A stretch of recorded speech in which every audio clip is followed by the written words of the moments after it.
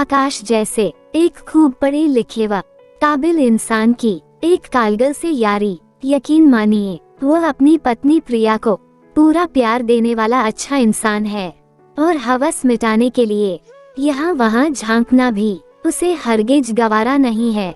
इसके बावजूद वह टीना को दिलोजान से चाहता है, उसकी इज्जत करता है। आपके दिमाग में चल रही कश्मकश मिटाने के लिए हम आपको कुछ पीछे के समय में ले चलते हैं। कुछ साल हो गए हैं आकाश को बेंगलुरु आए हुए। एक छोटे कस्बे से निकलकर इस महानगरी की एक निजी कंपनी में जब क्लर्की का काम मिला तो पत्नी प्रिया को भी वो अपने साथ यहाँ ले आया था और उसके नन्हे मुन्ने प्रियांशु ने भी यहीं पर जन्म लिया था। ऑफिस से अपने किराए के घर और घर से ऑफिस, यही आकाश की दिनचर्या बन चुकी थी। ऐसे ही एक दिन वो बस में सवार होकर ऑफिस जा रहा था कि कंडक्टर की बहस ने उसका ध्यान खींच लिया। एक बेहद हसीन लड़की शायद पैसे घर पर ही भूल आई थी और कंडक्टर बड़े शांत भाव से पैसों का तकाजा कर रहा था। उस लड़की के चेहरे के भाव उसकी परेशानी बयां करने के लिए काफी थे। न जाने आकाश के मन में क्या आया कि उसने लड़की के टिकट के पैसे अदा कर दिए। वो उसे थैंक्स कहकर पीछे की सीट पर बैठ गई। आकाश ने भी पैसों को ज्यादा तवज्जो नहीं दी और अपना स्टॉप आते ही नीचे उतर गया। आकाश कुछ कदम ही चला था कि हौंफते हुए वो लड़की एकदम उसके आगे आकर खड़ी हो गई और बोली, सर आपके पैसे मैं कल लौटा दूंगी। हुआ ये कि मैं आज जल्दी में अपने पर्स में पैसे डालना ही भूल गई। आकाश ने उसका चेहरा देखा तो अपलक निहारता ही रह गया। फिर जैसे उसे अपनी हालत का बोध हुआ, उसने मुस्कुराते हुए कहा, मैडम वो इंसान ही क्या जो इंसान के काम ना आए। आप पैसों की टेंशन न लें। नहीं सर, आपने आज मुझे शर्मिंदा होने से बचा लिया। प्लीज मुझे अपना घर या ऑफिस का पता बता दें। मैं किसी का एहसान नहीं रख सकती, तो फिर कल मैं बिना टिकट बस में चढ़ूंगा। आप मेरा टिकट लेकर एहसान चुका देना। आकाश के इस अंदाज ने उस लड़की के होंठों पर हंसी बिखेर दी। साथ साथ चलते हुए आकाश को पता चला कि उसका नाम टीना है और वह प्राइवेट नौकरी करती है। काम के बारे में पूछने पर वो हंसकर टाल गई। साथ ही ये भी पता चला कि वह इस महानगरी के पौष इलाके छायापुरम में रहती है। बाकी उसकी बातें, उसका लहजा उसके ज्यादा पढ़े लिखे होने का सबूत दे ही रहा था। आकाश ने उसे वापसी के खर्च के लिए 100 रुपए देने चाहे, लेकिन उसने कहा कि उसकी सहेली इस जगह काम करती है, वो उससे पैसा ले लेगी। आकाश के ऑफिस का पता लेकर पैसे आजकल में लौटाने की बात कहकर वह चली गई। न जाने उस छोटी सी मुलाकात में क्या जादू था कि आकाश दिन भर टीना के बारे में ही सोचता रहा। अगले दिन आकाश ने टीना का इंतजार किया पर वो नहीं आई। कुछ दिन बीत गए। आकाश के दिमाग से अब वह पूरा वाकया निकल ही गया था। आज काम की भारी टेंशन थी। आकाश अपने केबिन में फाइलों में सिर खपाए बैठा था कि किसी ने पुकारा, हेलो सर। काम की चिंता में गुस्से से सिर उठाया तो सामने टीना को देख आकाश का सारा गुस्सा काफूर हो गया। सॉरी सर, मैं आपके पैसे तुरंत नहीं लौटा पाई। दरअसल मेरा इस तरफ आना ही नहीं हुआ, वो एक ही सांस में कह गई। आकाश ने उसे कुर्सी पर बैठने का इशारा करते हुए चपरासी को कॉफी लाने को बोल दिया। इस बीच उन दोनों में हल्की फुल्की बातों का दौर शुरू हो गया। आकाश को अच्छा लगा जब टीना ने उसके बारे में, उसके परिवार और उसके शौक का भी जायजा लिया, लेकिन तब तो और भी अच्छा लगा जब आकाश के शादीशुदा होने की बात सुनकर भी उसके चेहरे पर किसी तरह के नेगेटिव भाव नहीं उभरे। आकाश अंदाजा लगाने लगा कि टीना उसके बारे में क्या सोच बना रही होगी, पर वह नहीं चाहता था कि उससे बातों का ये सिलसिला यहीं टूट जाए। आकाश की इस हालत को टीना ने भी महसूस किया और कॉफी की घूंट भर कर कहा, आकाश जी, आज तक न जाने मैं कितने मर्दों से मिली हूँ, लेकिन आपसे जितनी प्रभावित हुई हूँ उतनी कभी किसी से नहीं हुई। आकाश खुद पर ही इतरा गया। आखिर में उसके जज्बात शब्दों में उमड़ ही आए। क्या हम अच्छे दोस्त बन सकते हैं? टीना ने मूक सहमति तो दी, लेकिन ये भी साफ कर दिया कि आकाश के शादीशुदा होने के चलते उसकी पत्नी प्रिया को वह दोस्ती हरगिज गवारा नहीं होगी। पर आकाश का बावला मन तो किसी भी तरह उसके साथ के लिए छटपटा रहा था। आकाश ने बचकाने अंदाज में बोल दिया, हमारी दोस्ती के बारे में प्रिया को कभी पता नहीं चलेगा। मैं दोस्ती तो निभाऊंगा, पर पति धर्म मेरे लिए बढ़कर होगा। टीना ने सहमति जताई और आकाश को अपना मोबाइल नंबर दे कर चली गई। आकाश फिर से अपने काम में जुट गया। फाइलों का जो ढेर उसे सिरदर्दी दे रहा था, अब वह पलक झपकते ही निबट गया। मोबाइल फोन पर मैसेज और बातों का सिलसिला शुरू हो गया। शाम को टीना ने आकाश को अपने घर बुला लिया। घर क्या आलीशान बंगला था, जिसके आसपास सन्नाटा पसरा हुआ था। टीना के दरवाजा खोलते ही शराब का तेज भभका आकाश की नाक से टकराया। टीना ने उसे भीतर बुलाकर दरवाजा बंद कर दिया। आकाश कुछ सोचने समझने की कोशिश करता, इससे पहले ही टीना ने उसे बैठने का संकेत किया और खुद उसके सामने सोफे पर पसर गई और बोली, तुम मेरा यह अंदाज देखकर हैरान हो रहे होगे ना? दरअसल आज मैं तुमसे अपनी जिंदगी के कुछ गहरे राज बांटना चाहती हूँ। चंद पल चुप रहने के बाद टीना बोली, हम अपनी जिंदगी में एक नकाब ओढ़े रहते हैं।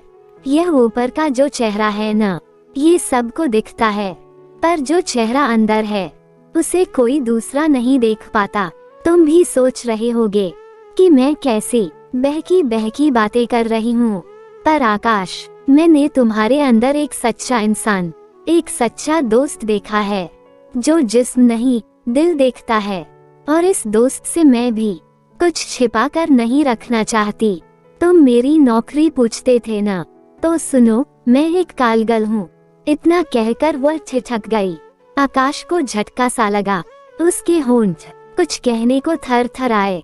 इससे पहले ही टीना बोली, मेरी कोई मजबूरी नहीं थी, नहीं किसी ने मुझे जबरन इस धंधे में धकेला। मेरे बीटेक होने के बावजूद कोई भी नौकरी, कोई भी तनख्वाह मेरी ऐशो आराम की जरूरतें, मेरे शाही ख्वाब पूरे नहीं कर सकती थी।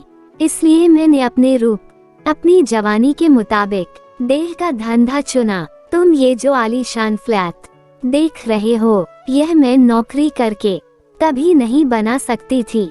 आकाश, मैंने बहुत पैसा कमाया, बहुत संबंध बनाए, लेकिन रिश्ता नहीं कमा सकी। मैं कोई ऐसा शख्स चाहती थी जिसे मैं खुलकर अपनी भावनाएं साझा कर सकूं, लेकिन हर किसी की नजरें मेरे जिस्म से होकर गुजरती थीं। यही वजह है कि तुम्हारे अंदर की सच्चाई देखकर मैं खुद तुम्हारी दोस्ती को उतावली थी, पर मुझे यह मंजूर नहीं हो रहा था कि मैं अपने दोस्त को अंधेरे में रखूं। कहकर उसने आकाश को सवालिया नजरों से देखा। टीना, मैं तुम्हारे काम के बारे में सुनकर चौंका तो जरूर हूँ, लेकिन मुझे झटका नहीं लगा। तुमने जिस बेबाकी से मुझे अपने बारे में बताया, उसे जानकर मेरी दोस्ती और गहरी हुई है। मेरी जानकारी में ऐसी कई और भी लड़कियां और औरतें हैं जिन्होंने शराफत का चोला ओढ़ रखा है, लेकिन उनके नाजायज रिश्तों ने आपसी रिश्तों को ही बदनाम कर दिया है। भले ही यह पेशा अपनाना तुम्हारी मजबूरी न हो, लेकिन दिलो दिमाग और जिस्मानी मेहनत तो इसमें भी है। हर किसी को अपनी जरूरत के मुताबिक काम चुनने का हक है। कानून और समाज भले ही इसे नाजायज माने, लेकिन मैं इसमें कुछ भी गलत नहीं मानता। दोस्त, मैं तुम्हारी सोच की कायल हूँ। अच्छा ये बताओ, क्या पीना चाहोगे? फिलहाल तो मैं कुछ नहीं लूंगा। अच्छा, तुम्हारे परिवार में और कौन कौन है? मेरी मम्मी बचपन में ही चल बसी थीं और पापा की मौत 2 साल पहले हुई। वे इलाहाबाद में रहते थे, लेकिन अपनी आजादी के चलते मैंने बेंगलुरु आना ही मुनासिब समझा। अच्छा ये बताओ कि तुम्हारा चेहरा क्यों लटका हुआ है? कोई खास बात नहीं है, कहकर आकाश ने टालने की कोशिश की, पर टीना के जोर देने पर उसे बताना पड़ा, मेरा नया बॉस मुझे बेवजह परेशान कर रहा है। चिंता न करो, सब ठीक हो जाएगा। अब तो मेरे हाथ की बनी कॉफी ही तुम्हारा मूड ठीक करेगी। टीना ने कहा। कॉफी वाकई उम्दा बनी थी। तरावट महसूस करते हुए आकाश ने उससे विदा लेनी चाहिए। न जाने आकाश के दिल में क्या भाव उभरे कि उसने टीना से लिपट कर उसका चेहरा चूमना चाहा, तो वह छिटक कर पीछे हट गई और बोली, दोस्त, दूसरों और तुम्हारे बीच में बस यही तो फासला है, क्या इसे भी मिटाना चाहोगे? गर्मजोशी से इनकार में सिर हिलाते हुए आकाश ने उससे विदा ली। अगले 2 दिनों में बॉस के तेवर बिल्कुल बदले देखे तो आकाश को यकीन न हुआ। साथ में काम करने वालों में से एक ने कहा, यार क्या जादू चलाया है तूने? कल तक तो यह तुझे काट खाने को दौड़ता था और अब तो तेरा मुरीद होकर रह गया है। अब तो तेरी प्रमोशन पक्की। अगले ही महीने आकाश का प्रमोशन कर दिया गया। जब उसने ये खुशखबरी टीना को सुनाई तो उसने मुबारकबाद दी। आकाश ने पूछा, ये सब कैसे हुआ टीना? बॉस शायद तुम्हारे काम से खुश हो गया होगा। टीना, प्लीज सच क्या है?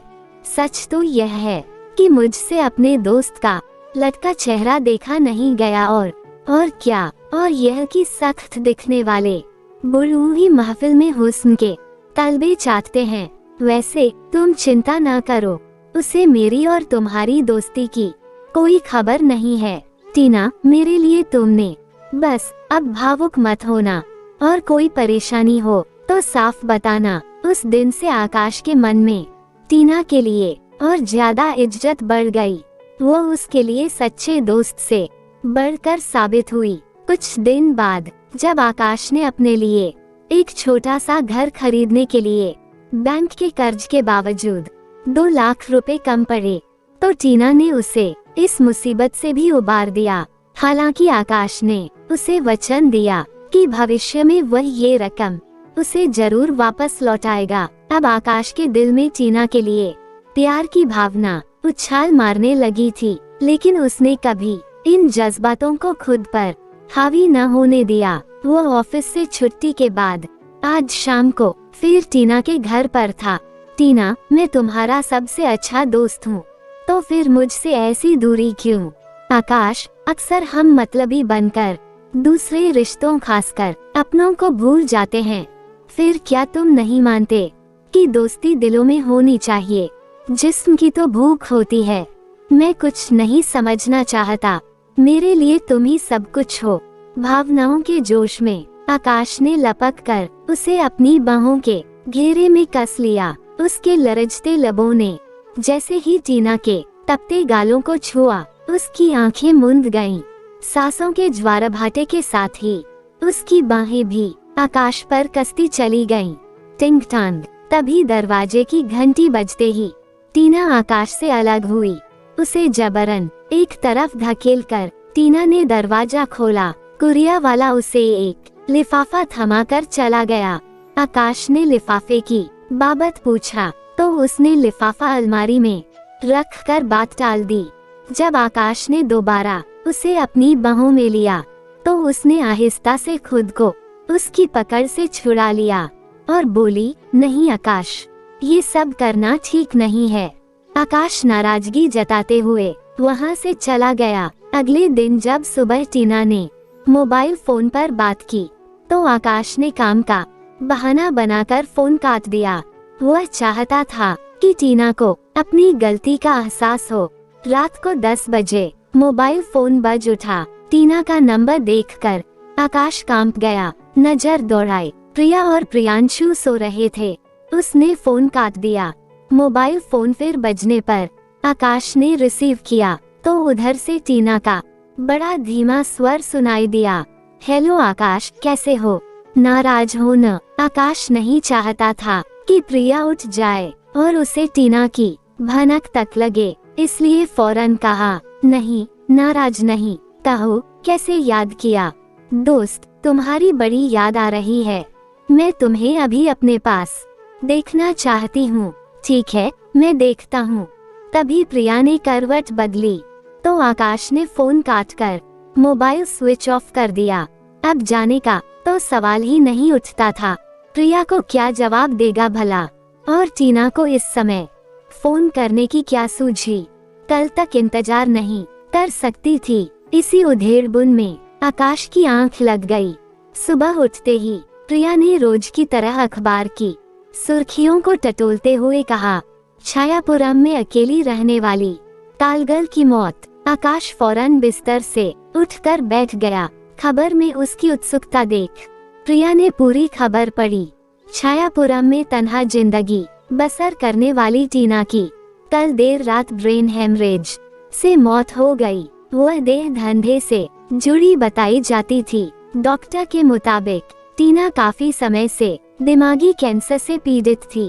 कल रात हालत बिगड़ने पर पड़ोसियों ने उसे अस्पताल पहुंचाया, लेकिन रास्ते में ही उसने दम तोड़ दिया। खबर पढ़ने के बाद प्रिया ने कह दिया, ऐसी औरतों का तो यही हश्र होता है। और उसने आकाश की तरफ देखा। आकाश की आंखों में पानी देखकर उसने वजह पूछी। आकाश ने सफाई दी, कुछ नहीं, आंखों में कचरा चला गया है। मैं अभी आंखें धोकर आता हूँ। दोस्तों, अगर आपको कहानी अच्छी लगी तो कमेंट जरूर करना, वीडियो को लाइक और चैनल को सब्सक्राइब करें। कहानी सुनने के लिए बहुत बहुत धन्यवाद।